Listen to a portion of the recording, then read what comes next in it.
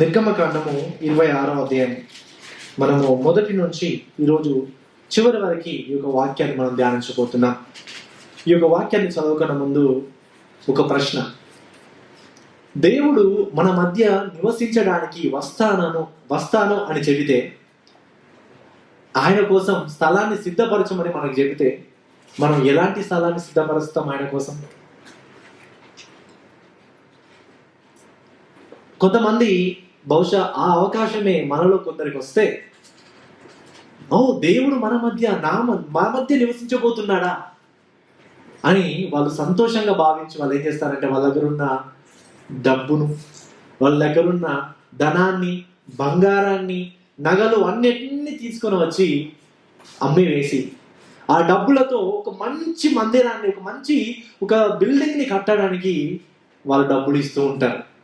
మరికొందరైతే నిర్లక్ష్యం వహించి ఏదో కర్రలతో చిన్న గుడిసెలా కట్టి దాని మీద గడ్డి వేసి ఇదే దేవుడు ఇక్కడ నివసిస్తాడు అని కొంతమంది చేస్తూ ఉంటారు. బహుశా మీలో ఎంతమంది బిల్డింగ్ కడతారో, ఎంతమంది గుడిసె కడతారో మీకే తెలుసు. కానీ దేవుడు ఈ యొక్క అవకాశం ఇస్తే మనము ఒక్కొక్క విధంగా రెస్పాండ్ అవుతూ ఉంటాం. మన యొక్క పరిస్థితులను బట్టి మనము దేవుని యొక్క సన్నిధిని గురించి మనకున్నటువంటి ఆసక్తిని బట్టి అనువుగా మనం కడుతూ ఉంటాం. కానీ ప్రియులారా, దేవుడు తన ప్రజల మధ్య నివసించాలి అని అనుకున్నప్పుడు తాను నివసించేటువంటి ప్రదేశాన్ని నిర్మాణం చేయడానికి దేవుడు ఆ అవకాశం ప్రజలకు ఇవ్వలేదు. ఆయనే తానే క్లియర్గా సెలవిచ్చాడు. ఏ విధంగా కట్టాలి, ఏ పదార్థాలతో కట్టాలి, దానికి ఎలాంటి ఫ్రేమ్స్ ఉండాలి, ఎలాంటి డిజైన్ ఉండాలి, ఎన్ని కొలతలు ఉండాలి, ఏ రంగులో ఉండాలి అనేది ఇంచులతో కూడా డీటెయిల్గా ఆయన చెప్పాడు. ఈవెన్ కలర్స్, ఎంబ్రాయిడింగ్, దాని మీద డిజైన్ ప్రతిది కూడా ఆయన డీటెయిల్గా చెప్పాడు ప్రియులారా. సో నిజంగా మనం చూసినట్లయితే దేవుడు తన ప్రజల మధ్య నివసించాలి అని అనుకోవడం చాలా గొప్ప విషయం అండి. ఈరోజు మనము గుడారాన్ని గురించి, లేదా ప్రత్యక్ష మందిరం, లేకపోతే ప్రత్యక్ష గుడారం లేదా మందిరము, ఈ విషయాన్ని గురించి ఈరోజు మనం వాక్యంలో చూడబోతున్నాం. ఈ యొక్క ప్రత్యక్ష గుడారాన్ని గురించి మనం ధ్యానిస్తున్నప్పుడు పవిత్రుడైన దేవుడు పాపుల మధ్య నివసించడం ఏంటి? పరిశుద్ధుడైన దేవుడు తన పరిశుద్ధతను కాపాడుకుంటూ పాపుల మధ్య నివసించడానికి రావడం ఏంటి అనేటువంటి ప్రశ్న మనకు ఈ యొక్క వాక్యాన్ని ధ్యానిస్తున్నప్పుడు మనకు అర్థమవుతూ ఉంటుంది ప్రియులారా. అయితే మనమందరికి కూడా తెలుసు, ఎందుకంటే మనిషి యొక్క పాపం బట్టి దేవుని యొక్క సన్నిధి దూరం అయిపోయింది. దేవునితో సావాసం అనేది దూరం అయిపోయింది. దేవునికి మనకు మధ్య గొప్ప ఎడబాటు ఉంది. అలాంటి పరిస్థితుల్లో దేవుడు మళ్ళీ చెప్పడం ఏంటి? నేను మీ మధ్య నివసించాలనుకుంటున్నాను, నా కోసం మీరు ఒక మందిరమును కట్టండి, నా కోసం ఒక ప్రత్యక్ష గుడారమును కట్టండి అని చెప్పడం ఏంటి అని బహుశా మనలో ప్రశ్న రావచ్చు. కానీ ప్రియులారా, దేవుడు నిజంగానే ఆ ఏదెను తోటలో ఎడబాటు వచ్చింది, కానీ దేవుడైతే మరలా తన ప్రజలతో ఆయన సహవాసం చేయడానికి ఇష్టపడ్డాడు.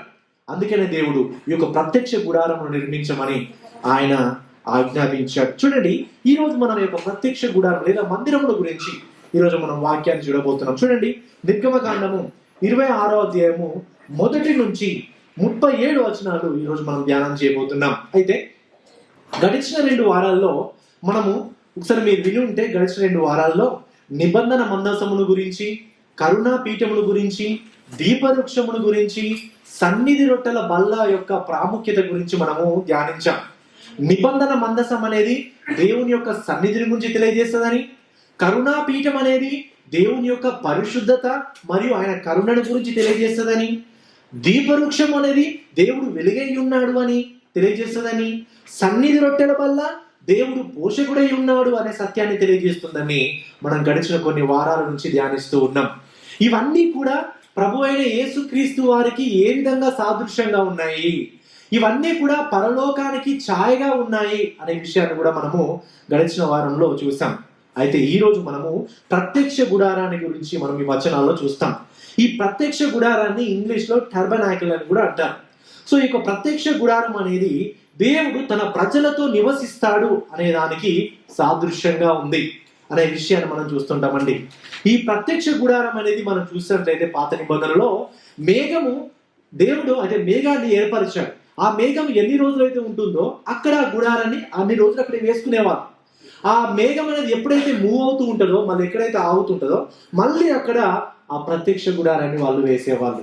అంటే ఇది ఒక పోర్టబుల్, అంటే దీన్ని కొన్ని రోజులు ఒక ప్రదేశంలో మరి కొన్ని రోజులు మరొక ప్రదేశంలో తీసుకుపోవడానికి అనువుగా ఉండడానికి ఆ ఫ్రేమ్స్ కానీ ఆ డిజైన్ కానీ అన్ని కూడా ఏర్పరచడం అనేది జరిగిందండి ఆ యొక్క ప్రత్యక్ష గుడారానికి.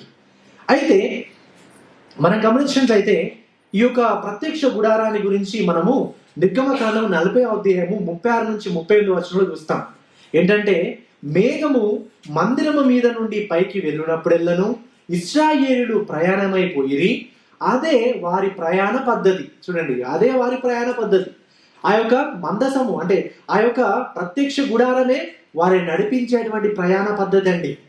ఆ మేఘము పైకి వెళ్ళని ఎడల అది వెళ్ళు దినము వరకు వారు ప్రయాణం చేయకుండి. ఇశ్రాయేలులందరూ కనుల ఎదుట పగటి వేళ యెహోవా మేఘము మందిరము మీద ఉండెను, రాత్రి వేళ అగ్ని దాని మీద ఉండెను, వారి సమస్త ప్రయాణాలలో అలాగుననే ఉండెను. అంటే ఈ యొక్క ప్రత్యక్ష గుడారం అనేది వారిని నడిపించడానికి ఒక మార్గదర్శిగా దేవుడు వారిని ఆ యొక్క ప్రత్యక్ష గుడారాన్ని ఏర్పరిచాడు అనే విషయాన్ని కూడా మనం ఇక్కడ ఈ వచనాల్లో మనం గమనిస్తుంటామండి. అంటే ఈ ప్రత్యక్ష గుడారం మనం గమనిస్తున్నట్లయితే సర్వ సృష్టికర్త అయినటువంటి ఆ దేవాది దేవుడు తన ప్రజల మధ్య నివసించడానికి సాదృశ్యంగా ఉంది అనే విషయాన్ని మనం ఇక్కడ గమనిస్తుంటాం. అయితే ఈ యొక్క ప్రత్యక్ష గుడారాన్ని గురించి ధ్యానిస్తున్నప్పుడు దీనిలో 3 విషయాలు మనం ధ్యానించబోతున్నామండి. 3 విషయాలు. మొదటిది గుడారం యొక్క తెరలు. గుడారం యొక్క తెరలు 1 నుంచి 14 వచనాలు మనం గుడారం యొక్క తెరల గురించి చూస్తాం. రెండవదిగా గుడారము పలకలు. ఇది 15 నుంచి 30 వచనాల వరకు గుడారము యొక్క పలకల గురించి చూస్తుంటామండి. 31 నుంచి 37 వచనాల వరకు గుడారములో అడ్డుతెర, బల్ల, దీపవృక్షము, ద్వారము, ఈ విషయాల గురించి మనం 31 నుంచి 37 వచనాల వరకు చూస్తాం. మొదటిగా గుడారము తెరలు. చూడండి, 1 నుంచి 14 వచనాల్లో ఈ వచనాన్ని మనం చూస్తే ఈ గుడారము తెరలలో 3 తెరలు ఉన్నాయండి. 3 లేయర్స్ ఉన్నాయి ఆ గుడారపు తెరలో. సో ఈ యొక్క 3 తెరలు ఉన్నాయి. దాంట్లో మొదటి తెర ఏంటంటే నీల ధూమ్ర రక్త వర్ణము గల పేరిన సన్నపు నారలతో కూడిన తెరలు. దీనిని ఇంగ్లీష్ లో లెనిన్ క్లాత్స్ అని కూడా అంటాం మనం. ఓకేనా, లెనిన్ తెరలు. చూడండి, మొదటి 6 వచనాలు ఈ విధంగా ఉన్నాయి. మరియు నీవు 10 తెరలతో ఒక మందిరమును చేయవలెను, నీల ధూమ్ర రక్త వర్ణము గల పేనిన సన్నపు నారతో వాటిని చిత్రకారుని పని అయిన కేరుబులు గల వాటిగా చేయవలెను. ప్రతి తెర పొడుగు 28 మూరలు, ప్రతి తెర వెడల్పు 4 మూరలు. ఆ తెరలన్నిటికీ ఒకే కొలత. 5 తెరలను ఒకదానితో ఒకటి కూర్పవలెను, మిగిలిన 5 తెరలను ఒకదానితో ఒకటి కూర్పవలెను. తెరల కూర్పు చివరను మొదటి తెర అంచున నీలి నూలుతో కొలుకులను చేయవలెను. రెండవ కూర్పు నందలి వెలుపలి తెర చివరను అట్లు చేయవలెను. ఒక తెరలో 10 కొలుకులను చేసి ఆ కొలుకులు ఒకదానికొకటి తగిలించుకొనున్నట్లు ఆ రెండవ కూర్పు నందలి తెర అంచున 10 కొలుకులను చేయవలెను. మరియు 10 బంగారు గుండీలను చేసి ఆ గుండీల చేత ఆ తెరలను ఒకదానితో ఒకటి కూర్పవలెను. అది ఒకటే మందిరమగును. చూడండి, ఈ యొక్క తెరల గురించి చూసినట్లయితే మొదటిగా నీల ధూమ్ర రక్త వర్ణము గల సన్నని పేరిన ఈ యొక్క తెర మనం చూస్తుంటాం. దీన్ని లెనిన్ క్లాత్ అని అంటుంటామని చెప్పాను. అయితే ఈ యొక్క బైబుల్లో నీల ధూమ్ర రక్త వర్ణము గలటువంటి ఆ యొక్క బట్ట అనేది బైబుల్లో మనం చూసినట్లయితే అది ఐశ్వర్యానికి, రాయాలిటీకి గుర్తుగా ఉంది. లెనిన్ క్లాత్ అనేది ఐశ్వర్యానికి, దేవుని యొక్క రాజ్యాధికారానికి అది గుర్తుగా ఉంది. అందుకనే యాజకులు పరిచయం చేస్తున్నప్పుడు వాళ్ళు ధరించేటువంటి దుస్తులు ఏంటంటే లెనిన్ క్లాత్సే. నీల ధూమ్ర రక్త వర్ణం గలటువంటి సన్నని పేరిన నారగల ఆ యొక్క తెరను, ఆ యొక్క దుస్తులను వారు ధరించేవారు. యాజకులు అందుకనే వీటిని ధరించేవారు. ధరించడం ద్వారా దేవుని యొక్క సన్నిధి లేకపోతే దేవుని యొక్క ఐశ్వర్యం దాని గురించి సాదృశ్యంగా ఉండేది ప్రియులారా. చూడండి, నీల ధూమ్ర రక్తవర్ణము ఆ యొక్క కలర్ కూడా అది రాయాలిటీకి సంబంధించింది, రాజ్యాధికారానికి సంబంధించింది ఆ కలర్, నీల ధూమ్ర రక్తవర్ణం. ఓకేనా? సో ఇక్కడ మనం గమనించినట్లయితే ఈ తెరల నుంచి మనం చూస్తుంటే, అంటే గుడారము ఇలా ఉంది అని మనం అనుకుంటే, ఈ గుడారం పైన తెరలు ఇలా ఉన్నాయి అని అనుకుంటే, లోపల నుంచి కనబడే లేయర్ ఏంటనంటే ఈ లెనిన్ తెర. లోపల నుంచి గుడారం లోపలికి వెళ్ళి మనం బయట చూస్తే చుట్టూ అంతా ఈ యొక్క నీల ధూమ్ర రక్తవర్ణం గలటువంటి ఆ తెర ఉండేది. సో ఇక్కడ మనము గమనించినట్లయితే ఎందుకు అలా ఆ తెర లోపల ఉంది అంటే, దేవుని యొక్క సన్నిధి ఇక్కడ ఉంది, దేవుని యొక్క రాజ్యాధికారం ఇక్కడ ఉంది, దేవుని యొక్క సన్నిధి ఇక్కడ ఉంది అని తెలియజేయడానికి ఆ కలర్ని ఆ డిజైన్తో ఆ పదార్థంతో తయారు చేయమని దేవుడు ఆజ్ఞాపించాడు. ఈ యొక్క కొలతలు, ఈ యొక్క తెరకు కూడా కొలతలు ఇచ్చాడండి. ఒక మూరెడు అంటే సుమారుగా 18 అంగుళాలు, దాదాపుగా 45 సెంటీమీటర్లు. దాన్ని తగ్గట్టుగా మనం చూసుకుంటే ప్రతి తెర 42 ఫీట్ల పొడవు, 6 ఫీట్ల వెడల్పు ఒక తెర ఉండేది. ప్రతి ఒక్క తెర అంటే మొత్తం 10 తెరలు. ఈ యొక్క లెనిన్ సంబంధించినటువంటి తెరలు మొత్తం 10 తెరలు. ఆ 10 తెరలకి అన్ని తెరలను ఒకే తెరగా చేయడానికి, ఒకే మందిరంగా చేయడానికి 50 గుండీలు. గుండీలు అంటే మనకు తెలుసు కదా, ఇప్పుడు ఫర్ ఎగ్జాంపుల్ ఈ గుండీలు లాంటివే. ఆ గుండీలు ఒక తెరను కలపడానికి, ఆ 10 తెరలను కలపడానికి వాళ్ళు చేశారు. అయితే దాంట్లో మళ్ళీ 5 తెరలను ఒక కంబైన్గా ఒకే సెట్గా చేయడం, మిగతా 5 తెరలను మరొక సెట్గా చేయడం అనేది మనం చూస్తుంటాం. ఒక 5 తెరలు ఒక సెట్టు, మరొక 5 తెరలు మరొక జతగా చేయడం అనేది మనం చూస్తుంటాం. మళ్ళీ ఆ యొక్క తెరల పైన ఎంబ్రాయిడింగ్ ఉంటుంది. ఏంటి? కేరుబుల యొక్క చిత్రం, కేరుబులతో ఆ యొక్క డిజైన్ చేయడం, కేరుబుల యొక్క వాళ్ళ యొక్క చిత్రాన్ని ఆ యొక్క వాటిపైన చేయడం అనేది కూడా మనము చూస్తుంటామండి. కేరుబులు మరి చిత్రాన్ని ఎందుకు డిజైన్ చేయమన్నాడు ఆ యొక్క ఇన్సైడ్ తెరలకి అంటే, కేరుబులు మనకి ఇక్కడ గుర్తుకొస్తారు, ఆదికాండంలోనే మనకు గుర్తుకొస్తారు. ఆదికాండం సిచ్యువేషన్ మనకు గుర్తుకొస్తుంది వెంటనే.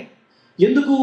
ఏదైనా తోటలో ఆదాము అవ్వలు పాపం చేసిన తర్వాత పాపంతో ఉన్నటువంటి ఆదాము అవ్వలు ఏదైనా తోటకు తిరిగి రాకుండా ఉండడానికి దేవుడు ఎవరు పెట్టాడు? కేరుబులను పెట్టాడు కదా. ఇప్పుడు కేరుబులను అక్కడ అడ్డుగా పెట్టాడు. అంటే ఈ యొక్క ఏదైనా తోట పరిశుద్ధమైనటువంటి ప్రదేశం కాబట్టి పాపంతో ఉన్నటువంటి మీరు ఈ పరిశుద్ధ స్థలానికి మీరు రాకూడదు అనేటువంటి విషయంతో కేరుబులను పెట్టడం జరిగింది.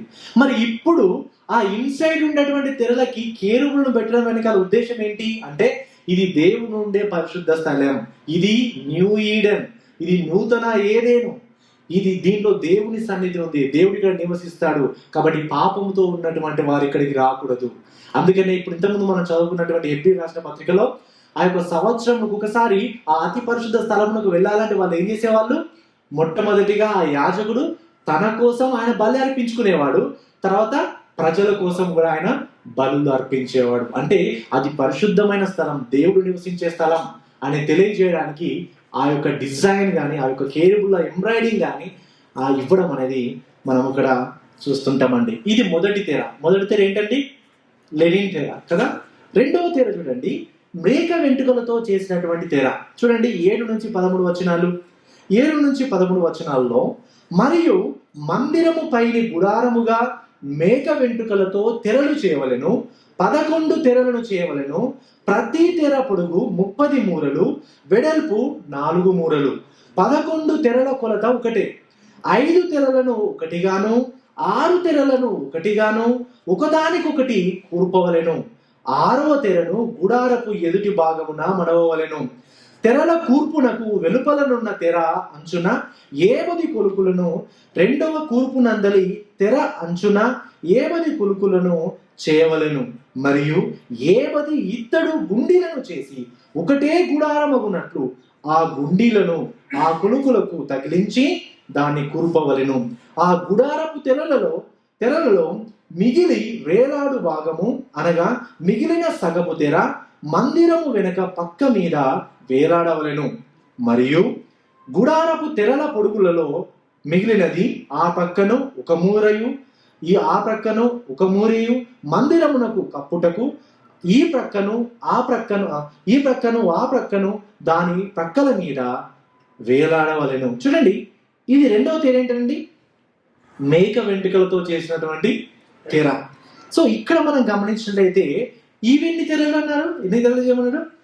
11 తెరలు చేయమన్నాడు. సో ఒక్కో తెర 14 ఫీట్ల పొడవు, 6 ఫీట్ల వెడల్పు. మొత్తం ఎన్ని గుండీలు?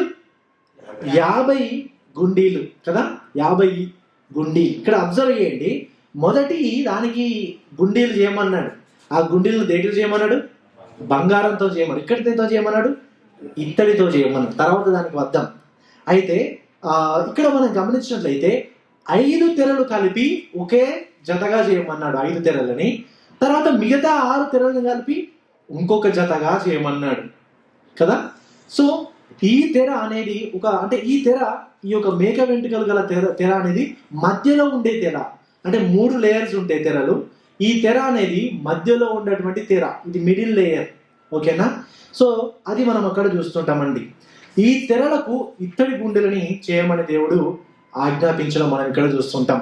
ఇది రెండవ తెర. మూడవ తెర చూద్దాం. మూడవ తెర పోటీల తోళ్లతో పైకప్పు.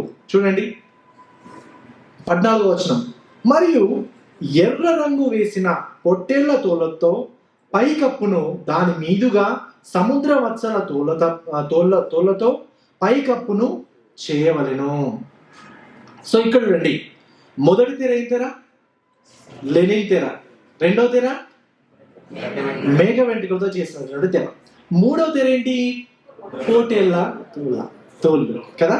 సో ఈ యొక్క 3 తెరలు అనేది మనం చూస్తూ ఉంటామండి. అయితే ఈ తెరకు మిగతా ఉన్నటువంటి 2 తెరలకు తేడా ఏంటి? మిగతా ఇక్కడ తేడా ఏం చూస్తుంటాం అంటే 2 పైన తెరలకి కొలతలు ఇచ్చాడు, కానీ ఈ తెరకు కొలతలు ఇచ్చాడా? కొలతలు ఇవ్వలేదు. అదొకటి మనం అక్కడ అబ్జర్వ్ చేయగలుగుతాం. ఈ యొక్క తెర అనేది ఎందుకు ఉపయోగపడేదంటే వాతావరణం నుంచి ఆ గుడారంను కాపాడడానికి ఆ తోళ్ళు పై లేయర్గా అట్లా ఉండేది. అది చలైనా, అది ఎండైనా, ఏదైనా ఆ యొక్క తెర అనేది పైన వాతావరణం నుంచి కాపాడడానికి అది ఉండేదండి. మొదటి తెరకు గుండీలు మేలిమి బంగారంతో చేయమన్నాడు. రెండవ తెరకు గుండీలు ఇత్తడితో చేయమన్నాడు. అంటే మీరు గమనించారా? అంటే మొదటి తెర గుడారము అనేది లోపల ఉంటుంది కాబట్టి దానికి ఎక్కువ ప్రాధాన్యత ఉంటుంది. దాని మధ్యలో ఉంటుంది కొంచెం తక్కువ ప్రాధాన్యత, పైన ఉన్నది దానికి వేరే ప్రాధాన్యత ఉంది అనేది మనం ఇక్కడ గమనిస్తుంటామండి. ఈ 3 తెరలు అసలు ఎందుకున్నాయండి ఈ గుడారానికి? ఈ 3 తెరలు ఎందుకున్నాయి? ఎందుకు ఇవన్నీ అడ్డంకుగా ఉన్నాయి? దేవుని యొక్క సన్నిధి ఆ లోపల ప్రత్యక్ష గుడారం లోపల ఉంది, కానీ ఆ ప్రత్యక్ష గుడారాన్ని కప్పడానికి ఈ 3 లేయర్స్ ఎందుకున్నాయి అంటే ప్రియులారా, నిజముగా పరిశుద్ధుడైన దేవుణ్ణి ప్రజలు చూడాలంటే, సమీపించాలంటే మధ్యలో అడ్డంకులు ఉన్నాయి. ఎందుకనంటే ఆ అడ్డంకి ఎందుకు ఉందంటే మనం పాపులం కాబట్టి. ఏదైనా తోటలో ఆదామవ్వలు పాపం చేసిన తర్వాత వారు తిరిగి రాకుండా వారికి అడ్డుగా ఉన్నారు కేరువులు, అగ్నిజ్వాలలు కదా. ఎందుకంటే పాపంతో ఉన్నటువంటి మనిషి పరిశుద్ధుడైన దేవుణ్ణి సమీపిస్తే మనమే చనిపోతాం, పాపంతో ఉన్న మనం. సో ఇది ఈ విషయాన్ని తెలియజేస్తుంది. ఈ యొక్క 3 లేయర్స్, 3 అడ్డంకులు ఎందుకున్నాయంటే నువ్వు దేవుని సన్నిధికి వెళ్ళడం అంటే మామూలు కాదు. మధ్యలో కొన్ని అడ్డంకులు ఉన్నాయి, కొన్ని బ్యారియర్స్ ఉన్నాయి. ఎందుకు? అది నీ పాపం బట్టి బ్యారియర్స్ ఉన్నాయి అనే విషయాన్ని తెలియజేస్తున్నాడు. అంత మాత్రమే కాదు, రెండవ తెర, మూడవ తెర దేనికి సాదృశ్యం ఉందంటే రెండవ తెర మేక వెంట్రుకలతో ఉంది, మూడవ తెర గొర్రె పొట్టేళ్ల యొక్క తోళ్లతో ఉంది. అంటే ఇది క్రీస్తు యొక్క అది యొక్క దహన బలుల అవసరము, ప్రాయశ్చిత్తం చెందడం అవసరము అనే విషయాన్ని తెలియజేస్తుంది. దేవుని యొక్క సన్నిధికి సమీపించాలంటే ప్రాయశ్చిత్త బలి జరగాలి అని మిగతా 2 తెరలు తెలియజేస్తున్నాయి. ఎందుకంటే జంతువుల యొక్క వెంట్రుకలు కానీ ఆ తోళ్ళు కానీ బలి అవసరం, ప్రాయశ్చిత్త బలి జరగాలి అనే విషయాన్ని తెలియజేస్తున్నాయండి. ఇంకొక ప్రాముఖ్యమైనటువంటి విషయం మనం గమనించినట్టు చూసినట్లయితే ఈ గుడారాన్ని అన్నిటినీ కూడా తెరలను చేయమన్నాడు, కానీ అన్నిటినీ కూడా ఏ విధంగా చేయమన్నాడు? ఒకే గుడారంగా చేయమన్నాడు. అన్నిటిని మళ్ళీ కలపాలి, అన్నిటిని మళ్ళీ కలిపి ఒకే గుడారంగా చేయమన్నాడు. ఈ విషయం మనకి ఏం గుర్తు చేస్తుందంటే ఎఫెసీయులకు రాసిన పత్రిక 2వ అధ్యాయం 21 నుంచి 22 వచనాల్లో చూస్తే చూడండి, ఈ విషయాల గురించి అపోస్తలుడైన పౌలు ఈ యొక్క మాట మాట్లాడుతున్నప్పుడు ఆయనకి ఈ విషయం మైండ్ లో పెట్టుకొని రాశాడు ఈ విషయాన్ని. ఏంటి అంటే 21వ వచనం, ప్రతి కట్టడమును ఆయనలో చక్కగా అమర్చబడి ప్రభువునందు పరిశుద్ధమైన దేవాలయం ఒకటకు వృద్ధి పొందుచున్నది. ఆయనలో మీరు కూడా ఆత్మ మూలముగా దేవునికి నివాస స్థలమై ఉండుటకు కట్టబడుచున్నారు. ప్రియులారా చూడండి, అపోస్తలుడైన పౌలు ఇప్పుడు ఏమన్నాడు? ప్రతి కట్టడంలో ఆయన చక్కగా అమర్చబడి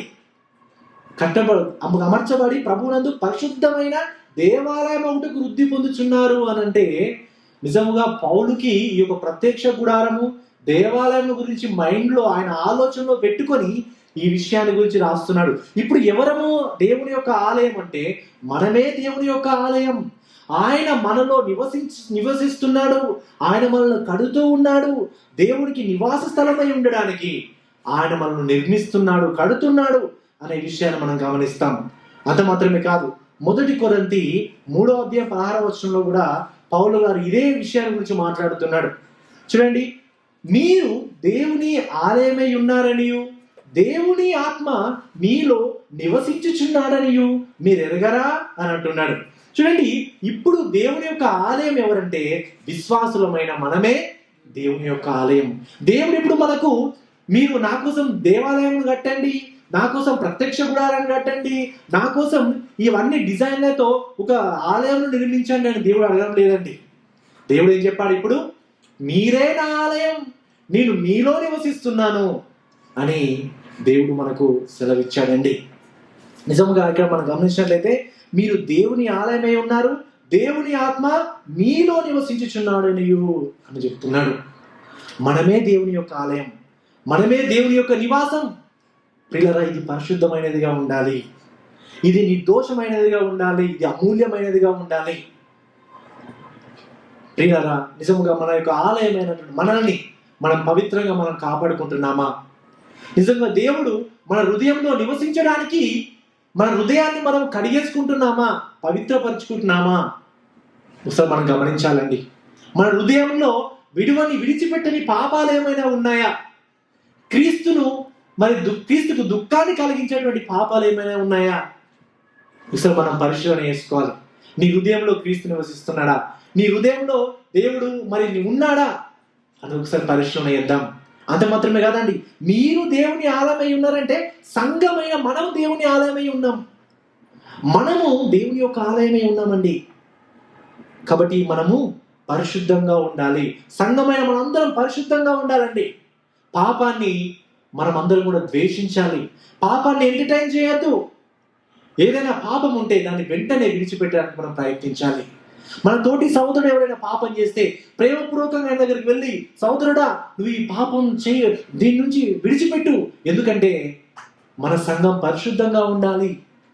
ఈ పరిశుద్ధమైనటువంటి సంఘంలో ఎవరైనా పాపం చేస్తే అది చాలా ప్రమాదకరం. కాబట్టి అందరూ ఒకరొకరు ప్రేమపూర్వకంగా బుద్ధి చెప్పుకోవాలి, బలపరచుకోవాలి, సరి చేసుకోవాలండి. ఎఫెసీయులకు రాసిన పత్రిక 4వ అధ్యాయము 29 నుంచి 32 వచనాలు మనం చూస్తే ఈ విధంగా ఉంది. సంఘంలో మనం పరిశుద్ధంగా ఉండడానికి, విశ్వాసులమైన మనం పరిశుద్ధంగా ఉండడానికి ఏమేం చేయాలో ఆయన చెప్తున్నాడు అక్కడ.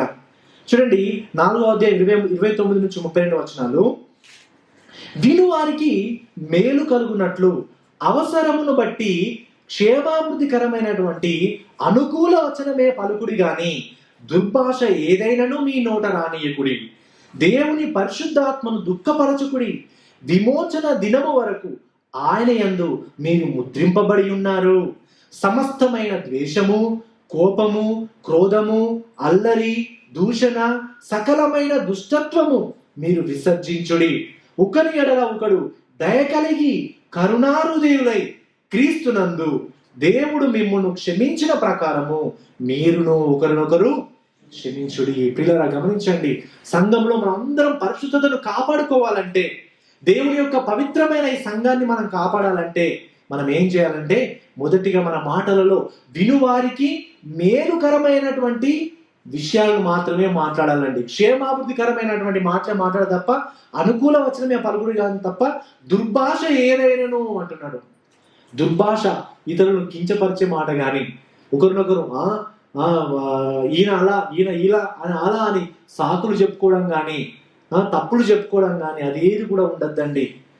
మళ్ళీ సమస్తమైన ద్వేషము, బహుశా ఎవరి మీద కోపం ఉంటే, క్రోధం ఉంటే దయచేసి వాటిని మనం విడిచిపెట్టుకోవాలండి. మళ్ళీ ఏమంటున్నాడు? అల్లరి, దూషణ. ఎవరైనా బ్రదర్ ఇట్లా అట్లా అనేది ఒక దూషణ. మన తోటి సోదరులను కూడా వారి గురించి తప్పుగా మాట్లాడడం కూడా ఒక దూషణ. వాటినన్నిటి కూడా మనం విసర్జించుడు అంటే వాటిని తీసివేయండి కంప్లీట్గా మీ వద్ద నుండి అని చెప్తున్నాడు. 32వ వచనంలో ఒకని ఎడల ఒకడు దయ కలిగి అంటున్నాడు. చూడండి, దయ అంటే ఏంటండి? దయ అంటే నిజముగా మనం హృదయపూర్వకంగా ఎదుటి వ్యక్తిని కరుణించడం. ఆయన తప్పు చేశాడు అనుకోండి, ఆయన వెంటనే అట్లా వేస్తావా ఇట్లా వేస్తావా ఇవే కాకుండా దయ కలిగి కరుణా హృదయులే. కరుణా హృదయులు అంటే ఏంటి? క్రీస్తునందు మనం ఏ విధంగా క్షమించబడ్డామో ఆ క్షమించబడినటువంటి మనస్తత్వాన్ని కలిగి కరుణా హృదయులై క్రీస్తునందు అంటే మనం కరుణా హృదయులై మనం ఒకరినొకరు క్షమించుకోవాలి, ప్రోత్సహించుకోవాలి, బలపరుచుకోవాలని వాక్యం చెప్తుందండి. కాబట్టి ప్రియులారా, సంఘంలో మనం అందరం కూడా పరిశుద్ధతను కాపాడుకోవాలంటే ఒకరి ఎడల ఒకరు దయా కరుణా హృదయులై ఉండాలండి. ఒకరినొకరు క్షమించుకోవాలి, ప్రోత్సహించుకోవాలి, బలపరుచుకోవాలి, ప్రేమపూర్వక ఒకరితో ఒకరికి మాట్లాడుకోవాలండి. ఎందుకనంటే మనము దేవుడి యొక్క ఆలయమై ఉన్నాం. దేవుడు మన మధ్య నివసిస్తున్నాడు, దేవుడు మనలో ఉన్నాడు, అదేవిధంగా సంఘంలో ఆయన ఉన్నాడు. కాబట్టి దయచేసి ప్రతి ఒక్కరూ కూడా కష్టపడాలండి. సంఘం యొక్క పరిశుద్ధత మనము కాపాడుకోవాలంటే ప్రతి ఒక్కరు కూడా ప్రతి ఒక్కరు కలిసి కష్టపడాలి, పని చేయాలి. అంటే ఎట్లా? ఎవరి మీద కోపాలు తాపాలు ఉంటే క్షమాపణ వేడుకోవడం కానీ, ఐక్యతను పెంపొందించడానికి ప్రతి ఒక్కరు బలపరచుకోవడం కానీ మనం ముందుండాలండి. సంఘ పరిశుద్ధతను కాపాడాలంటే ఎవ్రీవన్ మరి కోపంతో కాదండి ఇవన్నీ చేసేటివి, కరుణా హృదయులై దయతో మనం ఈ పనులు చేయాలి. 1 కొరింథీ 3:17 చూడండి. 1 కొరింథీ 3:17లో ఎవడైనాను దేవుని ఆలయమును పాడు చేసిన ఎడల దేవుడు వానిని పాడు చేయును. దేవుని ఆలయము పరిశుద్ధమై ఉన్నది, మీరు ఆలయమై ఉన్నారు. పిల్లరా, ఎవరైనా దేవుని ఆలయమును పాడు చేసిన అంటే దేవుని ఆలయం అంటే ఏంటండి? ఈ చర్చి బిల్డింగా కాదండి. దేవుని ఆలయము పరిశుద్ధమైనది, మీరు ఆలయమై ఉన్నారు. మీరు అంటే సంఘము, మనము ఆయన ఆలయమై ఉన్నాము. కాబట్టి ప్రియులారా, ఎవరు కూడా ఈ సంఘమును పాడు చేయొద్దండి. అంటే చర్చి బిల్డింగ్ కాదని అని మాట్లాడేది ఇక్కడ. వాళ్ళు ఎవరైనా కానీ సంఘమును పాడు చేయడానికి ప్రయత్నిస్తే దేవుడు ఏం చేస్తారంటండి? దేవుడు వాణిని పాడు చేయను అంటున్నాడు. సంఘం పరిశుద్ధమైనదండి, సంఘం క్రీస్తుది. ఆయన సంఘాన్ని ఎవరైనా పాడు చేయడానికి ప్రయత్నిస్తే దేవుడు వాణిని పాడు చేస్తానని చెప్తున్నాడు. Is very serious about his church. ఆయన పరిశుద్ధతను దెబ్బతీసే పనులు కానీ మాటలు కానీ ఎవరైనా చేస్తే దేవుడు వారిని పాడు చేస్తానంటున్నాడు. కాబట్టి జస్ట్ మనం అందరం కూడా మనం సరి చేసుకోవాలండి. సంఘానికి నేను క్షేమాభివృద్ధి కలగజేసే కరంగా ఉన్నానా, లేదా దెబ్బతీసే మాటలు కానీ పనులు కానీ చేస్తున్నానా అని ఒకసారి మన జీవితంలో మనం అందరం కూడా పరిశీలన చేసుకోవాలండి. దేవుని యొక్క ఆలయం పరిశుద్ధంగా మనం అందరం మనము కాపాడుకోవాలండి. ఇది మొదటి విషయం మనం చూస్తుంటాం. రెండవ విషయం చూడండి, రెండవ మాట, గుడారం యొక్క పలకలు. దీన్ని ఫ్రేమ్స్ అని కూడా అనొచ్చు. చూడండి, గుడారం యొక్క పలకలు, ఫ్రేమ్స్. 15 నుంచి 30 వచనాలు. 15 నుంచి 30 వచనాలు ఎవరైనా చదవండి అండి గట్టిగా. 15 నుంచి 30 వచనాలు. మరియు మందిరముకు తుమ్మకర్రతో నిలువు పలకలు చేయవలను. పలక పొడుగు 10 మూరలు, పలక వెడల్పు 3.5 ఉండవలను. ప్రతి పలకలో ఒకదానికొకటి సరి అయిన 2 కుసులు ఉండవలను. అట్లు మందిరపు పలకలన్నిటికీ చేసి పెట్టవలను. 20 పలకలు కుడివైపున అనగా దక్షిణ దిక్కున మందిరముకు పలకలను చేయవలను. మరియు ఒక్కొక్క పలక క్రింద దాని 2 కుసులకు 2 దిమ్మలను, ఆ 20 పలకల క్రింద 40 వెండి దిమ్మలను చేయవలను. మందిరపు రెండవ ప్రక్కను అనగా ఉత్తర దిక్కున ఒక్కొక్క పలక క్రింద 2 దిమ్మలు 20 పలకలను, వాటి 40 వెండి దిమ్మలు ఉండవలను. పడమటి తట్టు మందిరము యొక్క వెనుక ప్రక్కకు 6 పలకలను చేయవలను. మరియు ఆ వెనుక ప్రక్కను మందిరం యొక్క మూలలకు 2 పలకలను చేయవలను. అవి అడుగున కూర్చబడి శిఖరమున మొదటి ఉంగరము దనుక ఒకదానితో ఒకటి అతికింపబడవలను. అట్లు ఆ రెంటికి ఉండవలను. అవి 2 మూలగా ఉండును. పలకలు 8, వాటి వెండి దిమ్మలు 16. ఒక్కొక్క పలక క్రింద 2 దిమ్మలు ఉండవలను. తుమ్మకర్రతో అడ్డకర్రలు చేయవలను. మందిరము యొక్క ఒక్క ప్రక్క పలకలను 5 అడ్డకర్రలను, మందిరము యొక్క రెండవ ప్రక్క పలకలకు 5 అడ్డకర్రలను, పడమటి వైపున మందిరం యొక్క ప్రక్క పలకలకు 5 అడ్డకర్రలు ఉండవలను. ఆ పలకలు మధ్య నుండి నడిమి అడ్డకర్ర ఈ కొస నుండి ఆ కొస వరకు చేరి ఉండవలను. ఆ పలకలకు బంగారు రేకును పొదిగించి వాటి అడ్డుకర్రలకుండు వాటి ఉంగరములను బంగారుతో చేసి అడ్డుకర్రలకును బంగారు రేకును పొదిగిపోవలను. అప్పుడు కొండ మీద నీకు కనపరచబడిన దాన్ని పోలిక చెప్పున మందిరమును నిలవబెట్టవలను. థ్యాంక్ యూ అన్న. ఈ యొక్క వచన భాగంలో మనం చూసినట్లయితే పలకలను చేయమన్నాడు. పలకలు, ఫ్రేమ్స్ మనం చూస్తుంటాం. ఎన్ని పలకలు చేయమన్నాడు ఇక్కడ? కుడి వైపున 20 పలకలు, దక్షిణ దిక్కున 20 పలకలు, పడమటి దిక్కున 6 పలకలు కదా. ఈ పలకలను ఈ విధంగా చేయమన్నాడు. ఒక్కో పలక 12 ఫీట్ల పొడవు, 2.25 ఫీట్ల వెడల్పు అనేది చూస్తుంటాం. ఒక్కో పలక అంటే ఒక్కో ఫ్రేమ్. అయితే ఇక్కడ మనం చూసినట్లయితే గుడారము, ఈ ఫ్రేమ్స్ ఎందుకు ఏమన్నాడు దేవుడు పలకలు అంటే, ఈ గుడారం అనేది ఒక ప్రదేశాన్ని నుంచి ఇంకొక ప్రదేశానికి తీసుకెళ్ళడానికి అడుగుగా ఉండడానికి కట్టారండి ఫ్రేమ్స్, టెంపరీగా కదా. సో కాబట్టి ఆ విధంగా అనువుగా ఉండడానికి, వెంటనే వేసుకోవడానికి, వెంటనే మళ్ళీ తీసేసి మరి వేరే దగ్గర వేయడానికి అనువుగా ఉండడానికి ఈ ఫ్రేమ్స్ ని దేవుడు చేయమని ఆజ్ఞాపించాడు. చూడండి, ఈ యొక్క ఫ్రేమ్స్ మనం గమనించినట్లయితే దీని వెనకాల కూడా ఒక ఆత్మీయ అర్థాన్ని కూడా మనం చూస్తుంటామండి. ఈ గుడారము మనం గమనించినట్లయితే ప్రభు అయిన యేసుక్రీస్తు వారి గురించి చూసినట్లయితే నిజమైన స్థిరమైనటువంటి ఆయన దేవుడు అండి. ఫర్ ఎగ్జాంపుల్, ఈ గుడారాన్ని ఒక ప్రదేశాన్ని నుంచి ఇంకో ప్రదేశానికి పోర్టబుల్ లాగా తీసుకెళ్తుండేవారు. అంటే ఇది పాతుకుపోయి స్థిరంగా లేవు. కానీ ప్రభు అయిన యేసుక్రీస్తు వారు స్థిరమైన నిశ్చలమైన ఆయన గుడారంగా ఉన్నాడు. ఆయన కదలని గుడారం, ఆయన స్థిరమైన గుడారంగా ఆయన మన మధ్య నివసించాడు. అందుకని ఎఫెసీయులకు రాసిన పత్రిక 2వ అధ్యాయము 20 నుంచి 22 వచనాల్లో మీరు చూసినట్లయితే ఈ విధంగా ఉంది. క్రీస్తు యేసే ముఖ్యమైన మూలరాయి అయి ఉండగా అపోస్తలులను ప్రవక్తలను వేసిన పునాది మీద మీరు కట్టబడుచున్నారు. ప్రతి కట్టడమును ఆయనలో చక్కగా అమర్చబడి ప్రభువునందు పరిశుద్ధమైన దేవాలయం ఒకటకు వృద్ధి పొందుచున్నది. ఆయనలో మీరు కూడా ఆత్మ మూలముగా దేవునికి నివాస స్థలమై ఉండుటకు కట్టబడుచున్నారు. చూడండి, అపోస్తలుడైన పౌలు గారు ఈ యొక్క మాటలు మాట్లాడుతున్నప్పుడల్లా ఆయన దృష్టి ప్రత్యక్ష గుడారం మీదనే ఉంది. ఆ యొక్క గుడారాన్ని గురించినటువంటి ఆలోచనలు, పోలికలను ఆయన మాట్లాడుతూ చెప్తున్నాడు. ఇప్పుడు ఆ దానికి ఎవరంట? క్రీస్తు యేసే ముఖ్యమైన మూలరాయి ఉన్నాడు. Is our corner stone. ఆయన ముఖ్యమైన మూలరాయి ఉన్నాడు. ఆయన కదలని దేవుడు, స్థిరమైన దేవుడు. ఆయన మూలరాయిగా ఆయన ఉంటూ 22వ వచనంలో ఆయనలో మీరు ఆత్మ మూలముగా దేవునికి నివాస స్థలమై ఉండుటకు కట్టబడుచున్నారంట. అంటే మనం అందరం కూడా నివాస స్థలంగా ఉండడానికి మనం కట్టబడుచున్నాం. దేవుడు మనలో నివసించడానికి ఆయన మనలో కడుతూ ఉన్నాడు. ఈ పలకల కంటే స్థిరమైన నిత్యమైనటువంటి మూలరాయిగా ప్రభు అయిన యేసుక్రీస్తు వారు ఉన్నారు. ప్రియులారా, ఈ యొక్క ప్రత్యక్ష గుడారం అనేది పరలోక రాజ్యమునకు ఛాయగా ఉన్నది అని మనం గడిచిన వారంలో కూడా చూసాం. ఈ గుడార నిర్మాణం అనేది మనకి ఏం తెలియజేస్తుందంటే దేవుడు ఎంత గొప్పవాడో, ఎంత గొప్ప సర్వోన్నతుడో అనే విషయాన్ని గురించి మనకు తెలియజేస్తుంది. ఈ గుడార నిర్మాణం అనేది చాలా అందంగా ఉండేది అనేది. చూడండి, బంగారముతో చేస్తే ఎలా ఉంటుంది?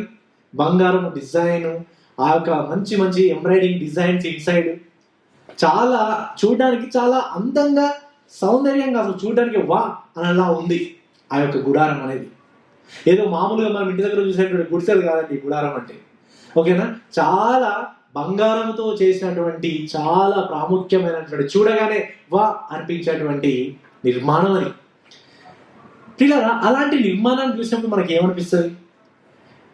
ఫర్ ఎగ్జాంపుల్ మీరు షేక్ ప్యాలెస్ వెళ్ళారనుకోండి, మీకు ఎలా అనిపిస్తుంది? లోపలికి వెళ్ళి చూస్తే చాలా బాగా అనిపిస్తుంది, చాలా అందంగా అనిపిస్తుంది. అప్పుడప్పుడు అనిపిస్తుంది, అబ్బా చా నేను ఇలా కుటుంబంలో పుడితే బాగుండేది, దేవుడు నన్ను ఈ కుటుంబంలో పుట్టిస్తే మంచిగా ఇంత పెద్ద ప్యాలెస్లో ఉండేవాడిని అని బహుశా కొందరు అనుకోవచ్చు. అంటే కొంతమందికి అనిపిస్తుంది దీంట్లో ఉండడానికి మనం అర్హులం కాదు, చూడడానికే తప్ప దీంట్లో మనం ఉంటామా, మనకు అంత ఉందా అని మనం అనుకుంటాం కదా.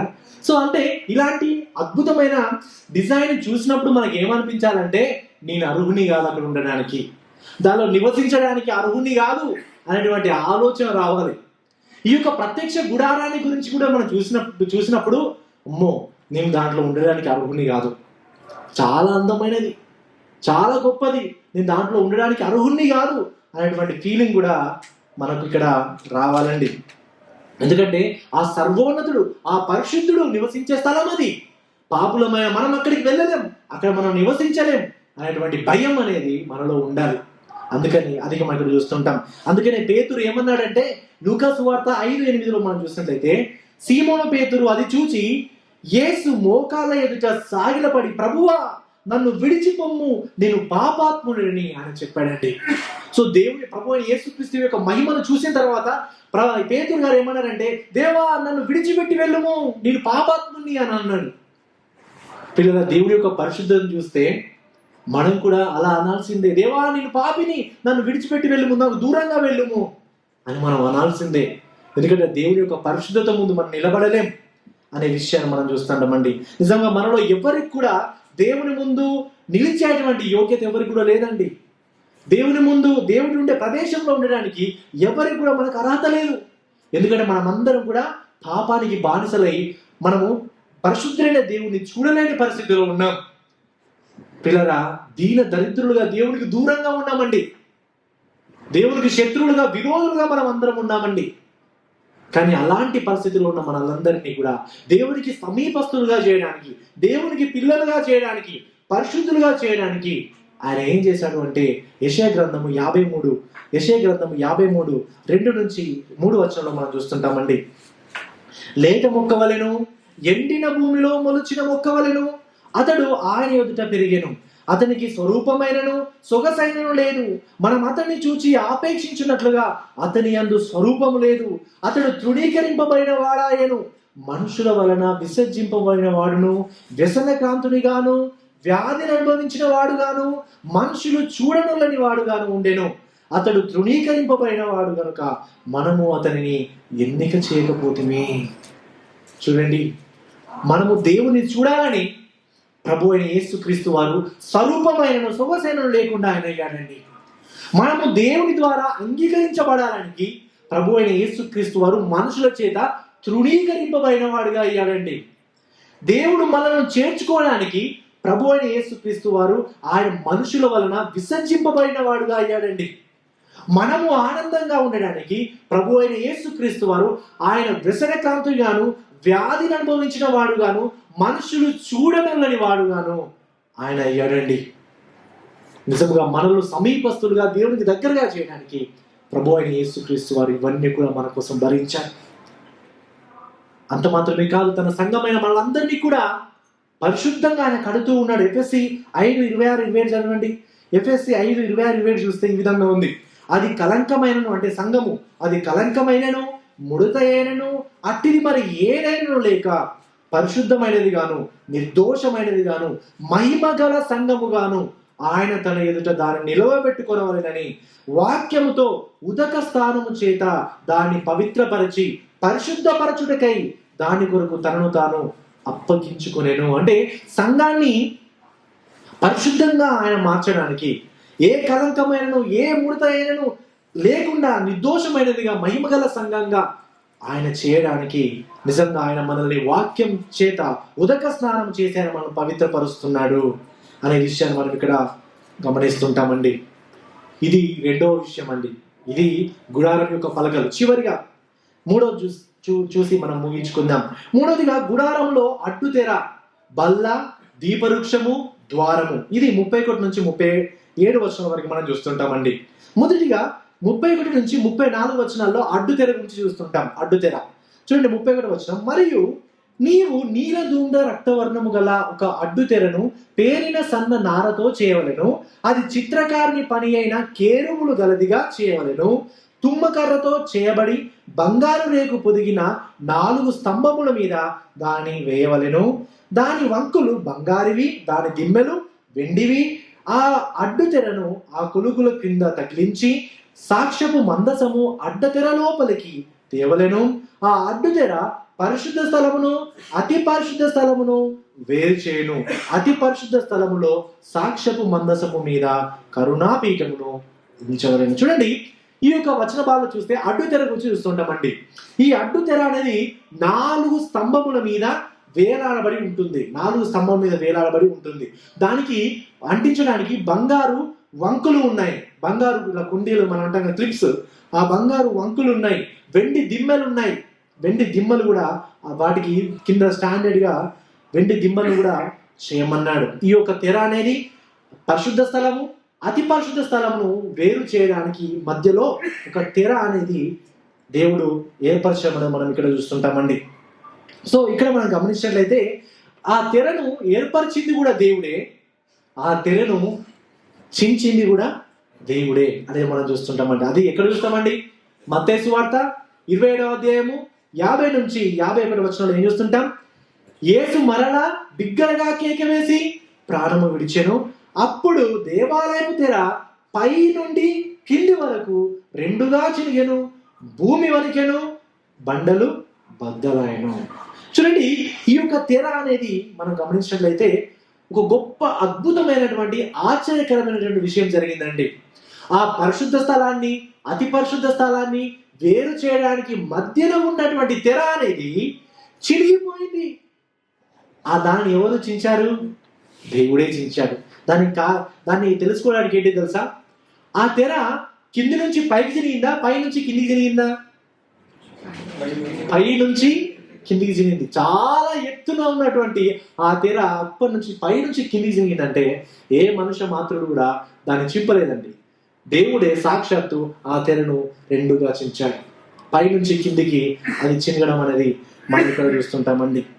హెబ్రీయులకు రాసిన పత్రిక 10:19 నుంచి 20 వచనాల్లో, సహోదరులారా, యేసు మన కొరకు ప్రతిష్ఠించిన మార్గమున అనగా నూతనమైనదియు జీవము గలదియు ఆయన శరీరము అను తెర ద్వారా ఏర్పరచబడినదైన మార్గమున ఆయన రక్తము వలన పరిశుద్ధ స్థలమునందు ప్రవేశించుటకు మనకు ధైర్యము కలిగి ఉన్నది కనుక అని చెప్తున్నాడు. చూడండి, ఇక్కడ ఈ వచనాల్లో హెబ్రీయులకు రాసిన పత్రిక 10:19 నుంచి 20 వచనాల్లో ఏమనుంది క్లియర్గా? యేసుక్రీస్తు యొక్క శరీరమను తెర అంటున్నాడు. అంటే ఇప్పుడు ఈ తెర ఏమిటి? యేసుక్రీస్తు యొక్క శరీరము అనేది మనం చూస్తుంటాం. అంటే ప్రభు అయిన యేసుక్రీస్తు అయినటువంటి శరీరం అనేటువంటి తెర మనం పరిశుద్ధ స్థలంలో ఉండడానికి చించివేయబడ్డది. మనము దేవుని యొక్క సన్నిధిలో ఉండడానికి ప్రభు అయిన యేసుక్రీస్తు యొక్క శరీరం అనేటువంటి తెర కొరడాలతో కొట్టబడింది, చీల్చివేయబడింది. రక్తం మాంసములు బయటకు వచ్చేసాయి. నీవు నేను పరలోక రాజ్యంలో ఉండడానికి ప్రభు అయిన యేసుక్రీస్తు అనేటువంటి శరీరం అనేటువంటి తెర చినిగిపోయింది. అంటే కలవసిలో ఆయన మరణించాడు. యేసుక్రీస్తు యొక్క శరీరమే ఆ యొక్క తెర అనగా మనం ఇక్కడ చూస్తుంటామండి. ఇది శరీరం ఇది మనము తెర గురించి. రెండవదిగా బల్ల, దీపవృక్షము. లాస్ట్ వీకే మనం దీని గురించి చూసాం కాబట్టి డీటెయిల్గా చెప్పట్లేదు. బల్ల అనేది 30వ వచనం చూస్తే, అడ్డు తెర వెలుపల బల్లను, ఆ బల్ల ఎదుట దక్షిణపు వైపునున్న మందిరం యొక్క ఉత్తర దిక్కున దీపవృక్షమును ఉంచవలెను. సో ఇక్కడ బల్ల అనేది సన్నిధి రొట్టెల బల్ల అనేది దేవుడు పోషకుడు అనే సత్యాన్ని తెలియజేస్తుంది. అదేవిధంగా దీపవృక్షం అనేది దేవుడు వెలుగునిచ్చేవాడు, ఆయన వెలుగై ఉన్నాడు అనే విషయానికి సాదృశ్యంగా ఉంది. ఇవి 2 కూడా దీపవృక్షము కానీ అదేవిధంగా ఈ బల్ల కూడా క్రీస్తుకు సాదృశ్యంగా ఉంది అనే మన విషయాన్ని గమనించాం. ఇది రెండోది. మూడోదిగా చూద్దాం. మూడోది ఈ ద్వారం. చూడండి 36-37 వచనాలు. మరియు నీల ధూమ్ర రక్తవర్ణము గల పేనిన సన్న నారతో చిత్రకారుని పని అయిన తెరను గుడారపు ద్వారమునకు చేయవలెను. ఆ తెరకు 5 స్తంభములను తుమ్మకర్రతో చేసి వాటిని బంగారు రేకు పొదిగింపవలెను. వాటి వంపులు బంగారువి, వాటికి 5 ఇత్తడి దిమ్మలు పూతపోయవలెను. చూడండి, ఈ గుడారానికి ఒకటే మార్గం అండి. వెనుక బ్యాక్ డోర్ లేదు, జస్ట్ 1 ఎంట్రెన్స్. గుడారానికి ఒకటే ద్వారం ఉంది, వెనుక ద్వారం లేదు. అందుకని ప్రభువైన యేసుక్రీస్తు వారు ఏమన్నారు దీన్ని సాదృశ్యం చేసుకొని? యోహాను సువార్త 14:6లో నేనే మార్గమును సత్యమును జీవమును, నా ద్వారా తప్ప ఎవడును. ఆ గుడారానికి ఒకే ఒక ఎంట్రెన్స్ అండి, ఇంకొక ఎంట్రెన్స్ కానీ ఎగ్జిట్ కానీ లేదు. ఒకే ఒక ఎంట్రెన్స్, ఒకే ఒక ద్వారం. ఆ ద్వారం ఎవరు? ప్రభువైన యేసుక్రీస్తు. అందుకనే నేనే మార్గమును అని అంటున్నాడు ఆయన. దేవుని యొక్క సన్నిధికి నేనే మార్గమును, ఆ తండ్రితో ఉండాలంటే నేనే మార్గమును ఆయన అంటున్నాడు. చూడండి, యోహాను సువార్త 10:9లో మనం చూస్తే నేనే ద్వారమును అంటున్నాడు అక్కడ. నేనే ద్వారమును, నా ద్వారా ఎవడైనను లోపల ప్రవేశించిన యెడల వాడు రక్షింపబడిన వాడే, లోపలికి పోవచ్చు బయటకి వచ్చుచు నీతో మేయుచుండును. చూడండి, ఇంకా ప్రభువైన యేసుక్రీస్తు ఏమంటున్నారు? నేనే ద్వారమును, ఇంకొక ద్వారం ఏది లేదండి. మన పాపాలు క్షమించబడాలన్నా, పరలోక రాజ్యంలో ఉండాలన్నా వేరొక ద్వారం లేదు. దాన ధర్మాల ద్వారా మన పాపాలు క్షమించబడవు. పరలోకం వెళ్ళాలంటే మంచి పేరు ప్రఖ్యాతులు సరిపోవండి. ఆ యొక్క చనిపోయిన తర్వాత, ఆ తీర్పు దినం ముందు ఉన్న తర్వాత అక్కడ ఏం రికమెండేషన్ పనిచేయవండి. నేనెవరో తెలుసా? మా మా మా డాడీ సారీ మా మామయ్య ఎమ్మెల్యే అంటే ఇక్కడికి జరుగుతాయి పనులు. కానీ అక్కడ చనిపోయిన తర్వాత తీర్పు దినం ముందు నువ్వు ఎంత రికమెండేషన్ చేసినా, నువ్వు ఎన్ని లెటర్లు తీసుకుపోయినా కూడా నడవదండి. ఆయననే ద్వారం అయి ఉన్నాడు. మనం ఎవరు కూడా క్రీస్తు ద్వారా తప్ప ఇంకా వేరే మార్గం ఏది, షార్ట్ కట్స్ కానీ ఇంకేమి కూడా ఏం లేవు. ఆయన మాత్రమే ద్వారం అయి ఉన్నాడు. ఆయన ద్వారా మాత్రమే మనం పరలోక రాజ్యానికి వెళ్ళగలుగుతాం అనే విషయం మనం చూస్తుంటామండి. ఈ ప్రత్యక్ష గుడారం అనేది ప్రభు అయిన యేసుక్రీస్తు వారికి సాదృశ్యంగా ఉంది. మోషే ద్వారా నిర్మింపబడినటువంటి ఈ ప్రత్యక్ష గుడారంలో దేవుని యొక్క మహిమ నివసించింది. కానీ ఇంకా ఎక్కువగా ప్రభు అయిన యేసుక్రీస్తు వారు ఆయన గుడారమై ఉన్నాడు. ఆయనలో ఇంకా సర్వ పరిపూర్ణత. కొలస్సీ రాసిన పత్రిక 9వ అధ్యాయంలో ఏమనుంది? దేవుని యొక్క దైవత్వం యొక్క సర్వ పరిపూర్ణత, సంపూర్ణత శరీరముగా క్రీస్తునందు నివసించున్నది అని చెప్తున్నాడు. ఎంత గొప్ప అద్భుతమైన విషయం అండి. క్రీస్తు మనం గమనించినట్లయితే ఆయన గుడారమై ఉన్నాడండి. మనం గమనించినట్లయితే ప్రత్యక్ష గుడారం అనేది పాత నిబంధనలలో దేవుని యొక్క దేవుడు తన ప్రజలతో నివసిస్తున్నాడు అని తెలియజేసేదానికి ఒక సాదృశ్యంగా, ఒక స్థలంగా ఉండేది. కానీ నిర్గమకాండంలో దేవుడు ఏమంటున్నాడు? నేను వారి మధ్య నివసించుటకు వారు నాకు పరిశుద్ధ స్థలము నిర్మింపవలనని 25:8 వర్షంలో నిర్గమకాండంలో మనం చూస్తుంటాం. అంటే అది ఒక జస్ట్ తాత్కాలికమైనది, అది టెంపరీ ప్లేస్. కానీ పర్మనెంట్ ప్లేస్గా క్రీస్తే నిజమైన గుడారంగా ఉన్నాడు. అందుకనే యోహాను సువార్త 1వ అధ్యాయం 14వ వచనం ఏమనుంది? వాక్యము శరీరధారి అయి మన మధ్య నివసించెను. నివసించెను అనే పదానికి వాడబడిన పదం గ్రీక్ లో ఈ టాబర్నాకిల్ అమంగ్ us. టాబర్నాకిల్ అంటే సేమ్ టాబర్నాకిలే మళ్ళీ. ఆయన నివాస స్థలమై ఉన్నాడు, ఆయన గుడారం వేసుకున్నాడు మన మధ్యలో అంటున్నాడు. అంటే ప్రభు అయిన యేసుక్రీస్తు వారు మన మధ్య నివసించడానికి ఆయన గుడారం వేసుకున్నాడంట. ప్రియులారా, ఎంత గొప్ప అద్భుతమైన విషయం మనం గమనించండి. అంత మాత్రమే కాదు, ఆయన పేరు ఇమ్మానుయేలు, దేవుడు. ఆయన మనకు తోడుగా ఉంటాడు.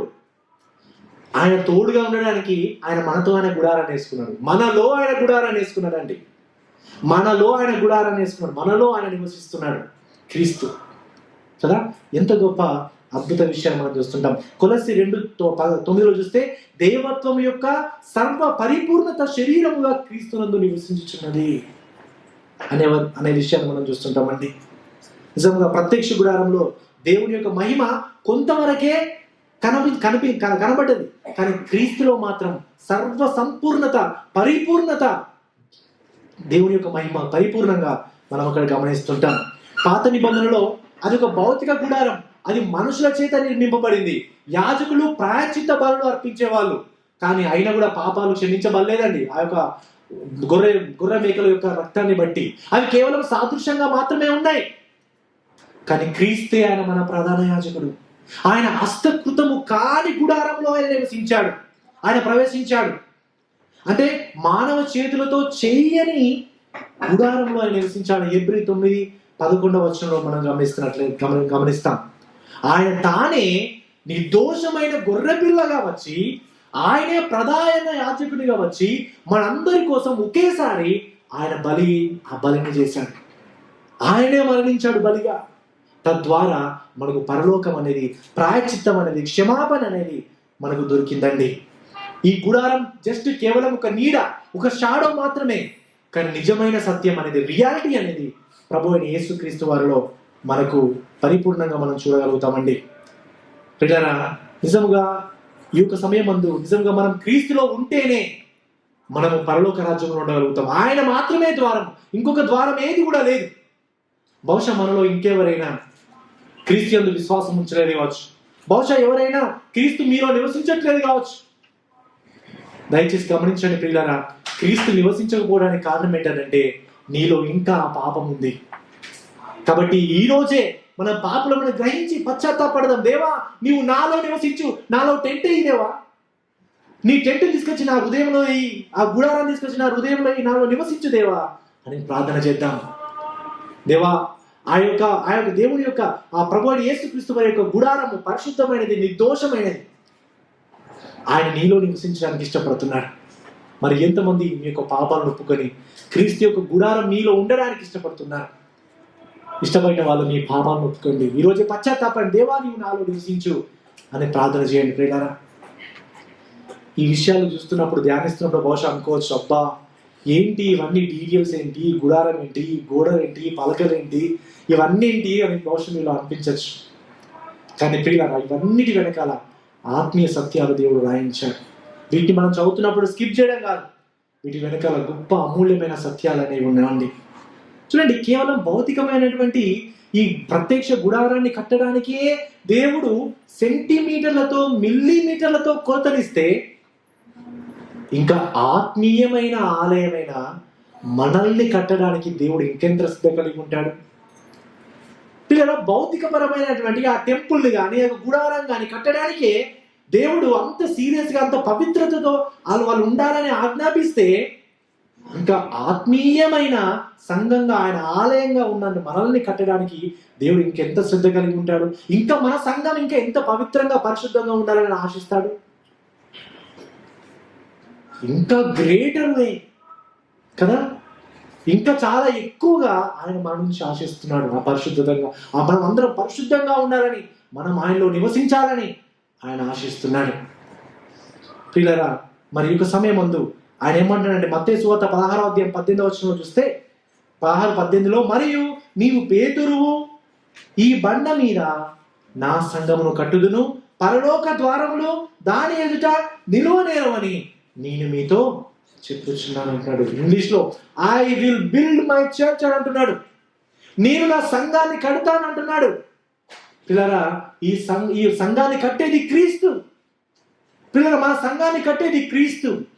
ఏ విధంగానైతే దేవాలయములు కానీ, ప్రత్యక్ష గుడారం కానీ పాత నిబంధనలో కట్టబడిందో, అంతకంటే ఎక్కువ క్రీస్తు ఇప్పుడు అంటున్నాడు, నేను కడతాను ఇప్పుడు నా ఆలయాన్ని. I will build my church, నేను కడతాను ఈ సంఘాన్ని అంటున్నాడు. Is a great builder. ఆయన ఇంకా చాలా ఎక్కువ గొప్ప నిర్మాణకుడు. ఆయన మనల్ని కడుతున్నాడండి, నిన్ను నన్ను కడుతున్నాడండి. ఆయన మన సంఘాన్ని కడుతున్నాడండి. తన వాక్యం ద్వారా ఆయన మనందరినీ కడుతూ ఉన్నాడు. దేవుడు తన సంఘం అంటే చాలా ఇష్టం అండి. అందుకని క్రీస్తు సంఘం కోసం ప్రాణం పెట్టాడు, సంఘం కోసం మరలా తిరిగి రాబోతున్నాడు.